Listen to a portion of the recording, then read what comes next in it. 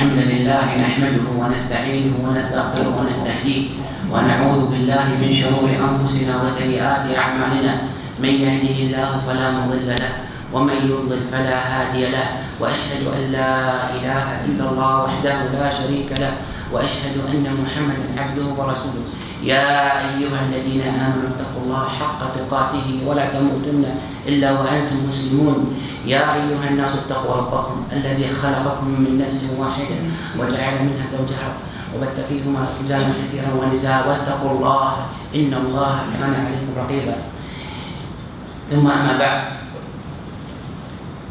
My dear brothers and sisters, every time I've been given or appointed to have my khutbah, either here or in the city, I'm always trying to put myself in your seat and find out what I would love the khatib who comes in to give me and to discuss.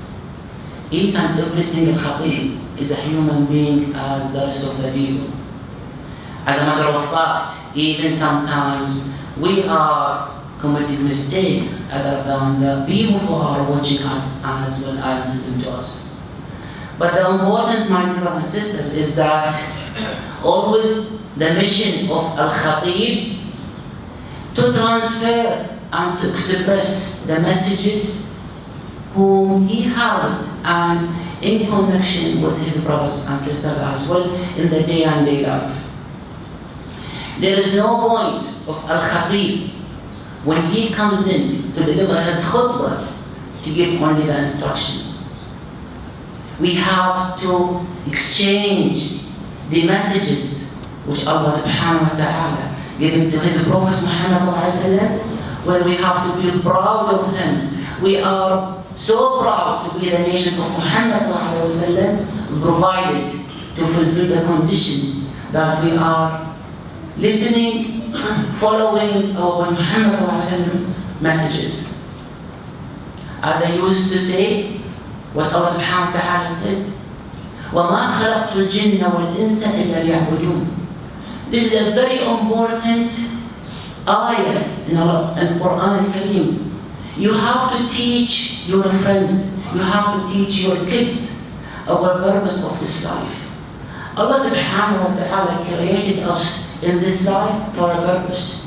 And the major purpose of our creation in this life, to worship Allah subhanahu wa ta'ala the way how Allah subhanahu wa ta'ala instructed us to worship Him. Worshipping Allah subhanahu wa ta'ala, first thing is that we have to we have to believe in Allah subhanahu wa ta'ala. He is the only God and there is nobody should share that belief except Allah subhanahu wa ta'ala. And we have to believe that our Muhammad sallallahu alaihi wasallam is the last messenger being sent to the whole nation, the nation of Muhammad sallallahu alaihi wasallam. Another thing which I would love to mention is that in day and day, when we were in the school, among us right now we are teachers. Whenever they prepare the exam, the student, they don't know what are the types of questions will be given to them. They have to study the whole textbook. And next day they have to come in to sit down in their chairs and to take those test papers. And they start to read the questions and to answer the questions. And those questions, nobody knows about them except the teacher or the panel who may put on all the questions together. I brought up this example just to show ourselves that in this life we are in a major exam room. But the difference is that you do have the question. We have an open book. The questions are with you. If you recall, our Muhammad sallallahu alaihi wasallam said that أول ما يحاسب عليه الإنسان يوم القيامة صلاته.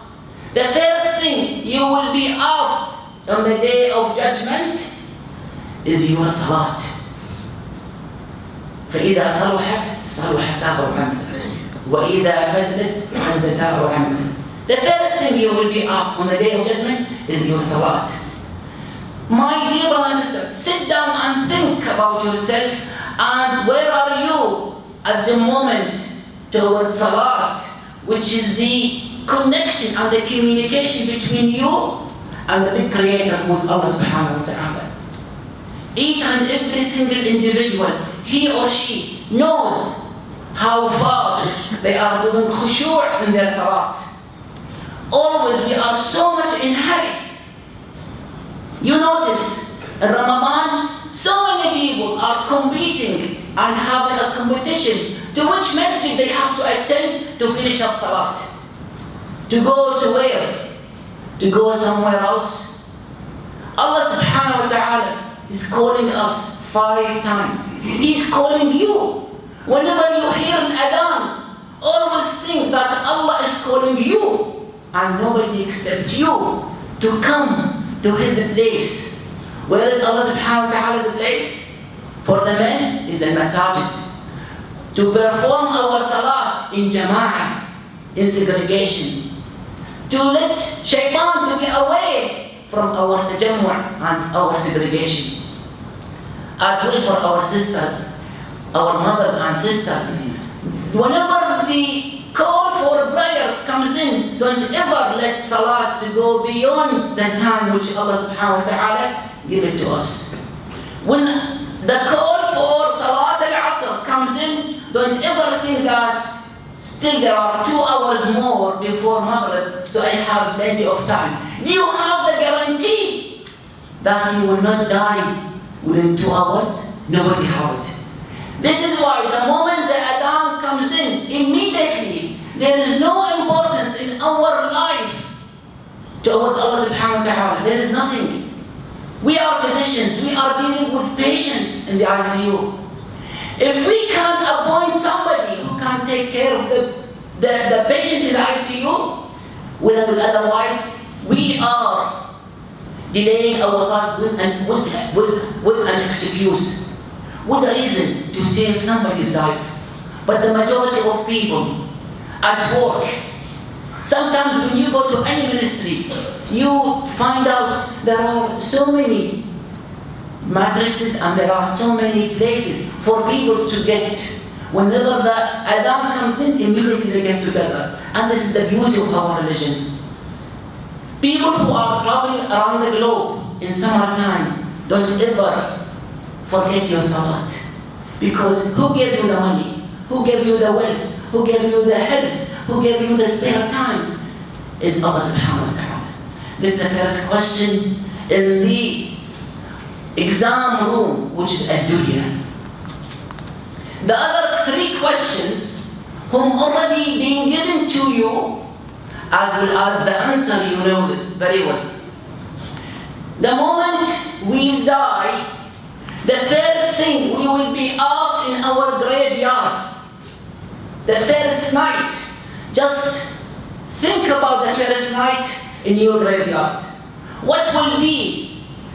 How does it look like your graveyard? You choose your graveyard, how you going to build it. Either you build it with ta'ah, worshipping Allah subhanahu wa ta'ala, or you are building it with something which Allah subhanahu wa ta'ala will punish you about. That question, Man Rabbuk? This is a question, who is your God? This is a question you will be asked. The moment people leave you in your graveyard and leaves, you will be there. You will be asked those 3 questions. Ma dinuk? What is your religion? And who is this man who been sent to you, whom our Prophet Muhammad sallallahu alaihi wasallam? Don't ever think those 3 questions you will be able to answer them in your graveyard. We are sitting in the AC and we are chit-chatting with each other, but when we will be in the graveyard, we pray to Allah subhanahu wa ta'ala, Ya Rabb, while we are in this life, Ya Rabb, help me to answer those 3 questions. Believe it or not, my dear brothers and sisters, the moment you answer those 3 questions in your graveyard, the door of heaven will be open to you. The door of heaven will be welcoming you. All the angels and malaika will be welcoming all those true worshippers, true believers. أسأل الله سبحانه وتعالى أن يبلغنا وأن يرزقنا الإجابة على هذه الأربع أسئلة. أقول قولي هذا وأستغفر الله لي ولكم فاستغفروه إنه هو الغفور الرحيم.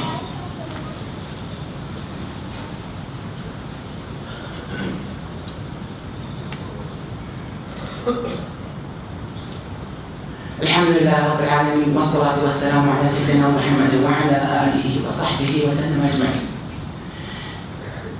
I just have to bring for you a good news. Nowadays, everybody, we wake up with bad news, bad news, bad news. Don't ever be a proper Muslim, a true Muslim, if you have negative in your life. You have to be positive. You have to shine. You have to be so much positive to your surroundings.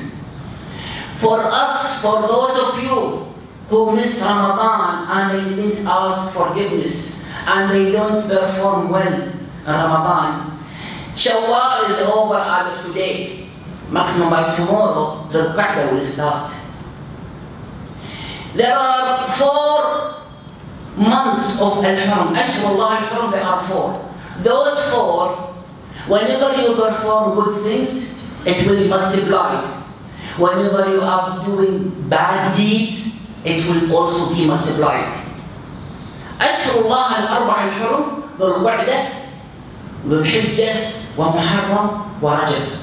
There are 3 consecutive months, which is Dhul Qa'dah, Dhul Hijjah, Muharram, and the other month, which is Rajab.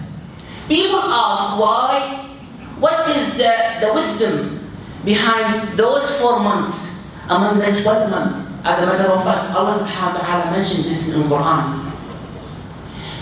The wisdom, some scholars say, the wisdom about it is that, look at yourself in Ramadan. You have that intensive workshop in Ramadan to clean up and to worship Allah subhanahu wa ta'ala, and each and every single individual knows that when Ramadan comes in, we're going to clean and to be clear crystal. And you know yourself after Ramadan how purified you were. And in a couple of weeks or so, you start your iman and your belief start to go down. The Qa'dah comes in, the Hijjah and Muharram after Shawwal to regenerate, to regenerate your belief and your spirits. So get use of the Qa'dah. Try to worship Allah subhanahu wa ta'ala. There is no specific ibadah in this month. But the specificity about those 4 months is that whenever you are doing good deeds, let's assume sadaqah, siyam, extra prayers at night will be multiplied compared to other months. So for those of us who made so many sin after Ramadan, the time started from tomorrow or the day after, the Qa'dah. Try to clean up yourself.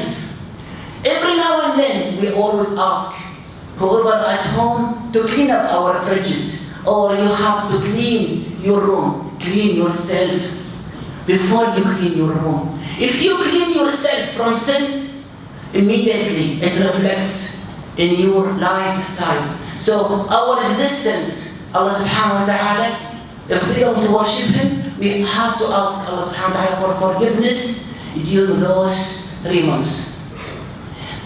Before I end, remember, my dear sister, those of you who plan to go to Hajj, your niyyah and your intention should be until you go to the airport or the way how you're going to transfer, because you never know. You have to have the niyyah, you have to have the intention, because whoever have the niyyah to perform good deeds, he or she knows that we have the true niyyah. So if the death comes in before you perform your good deeds, Allah subhanahu wa ta'ala will reward you.